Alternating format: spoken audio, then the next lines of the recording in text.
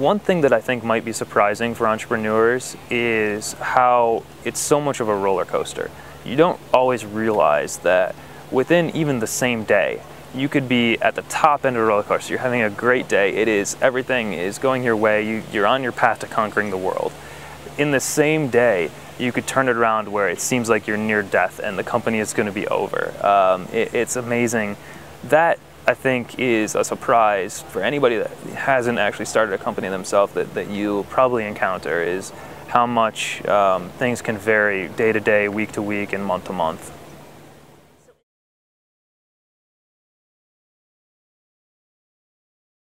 If you're creating a product, it generally starts out with an idea that you have yourself. And sometimes it can be very challenging to let your audience, your customer, actually guide the vision for that product because it was your own idea. And one of the mistakes I think we probably made is not being completely disconnected from the idea and letting our customers guide us 100%. And so I would challenge anybody that's creating something new to be detached from the idea because it's your own, and make sure that you're really listening to your customers and letting them tell you what you need to be building for them. I think it's incredibly important as an entrepreneur to find something you're very motivated and passionate about doing. Not for financial gain, but for other reasons, because if you have that passion and that drive, it's going to be much easier to be successful. It's going to be much easier to recruit other people to join you. So for us at FarmLogs, our mission is to invent the future of farming. We want to create a better world for farmers, and that's a pretty broad statement, pretty big statement, but that's what drives us forward, is knowing that we can make that huge impact and we can really change the world in a way that will help farmers become more profitable and more efficient. And if you do that, financial gain, might also be an outcome of that.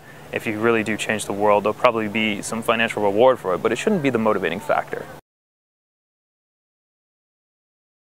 It's always difficult to estimate the difficulty of what you're going to do. And so most people don't realize how difficult it is to actually build something people want. You can think of why you might want a product, but really understanding what your users want is incredibly difficult, and that takes a lot of focus and effort.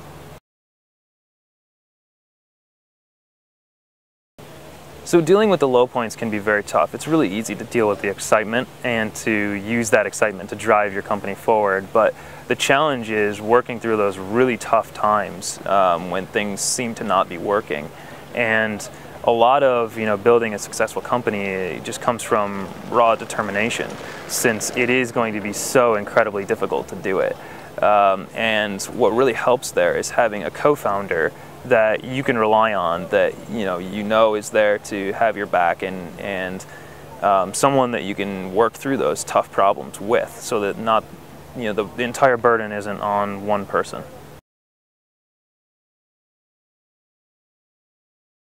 There's probably a lot of things in running a startup that could be taken as intimidating, and when you put on that hat and decide you're going to be a startup founder, you just need to be relentlessly resourceful. So those intimidating things that might come up, it doesn't really matter. You have to be able to just work through those issues. So prior to founding FarmLogs, I had started a local IT company that provided services to people in our community. And that doesn't scale to the world. You can only ever reach as many people as you can physically service. And so Brad and I decided that we wanted to reach a broader audience, and we wanted to do something that could potentially change the world. And so with modern technology and software and the internet, we're able to build software that has the ability to make an impact on a large portion of the population. And that seemed very attractive to us, but we knew that we were going to need some external help to get things off the ground.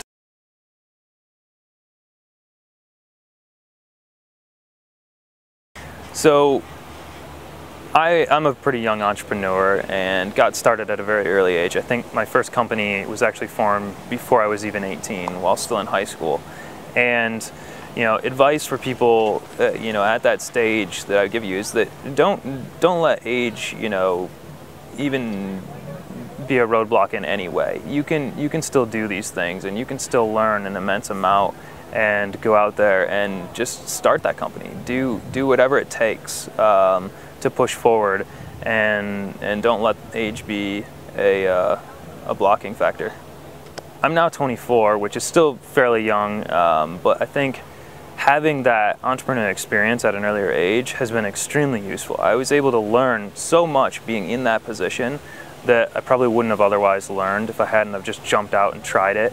And it wasn't like I got rich off of building a company, but the knowledge that I had gained from doing that myself has proven to be incredibly valuable. So one other really great tip for entrepreneurs is that in the early days, you can do things that seem very unscalable.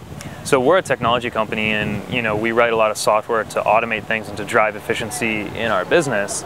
But in the really early phases, you might not have that technology, and that's entirely okay.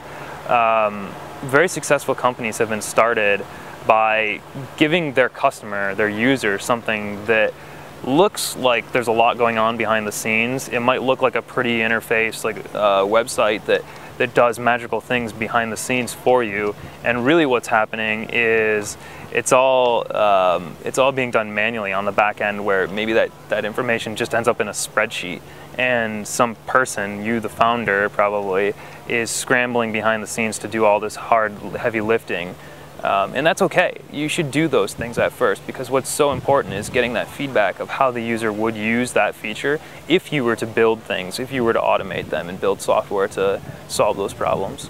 So my name is Jesse Vollmar. I am a co-founder of FarmLogs. We're a software startup trying to bring modern technology to farming.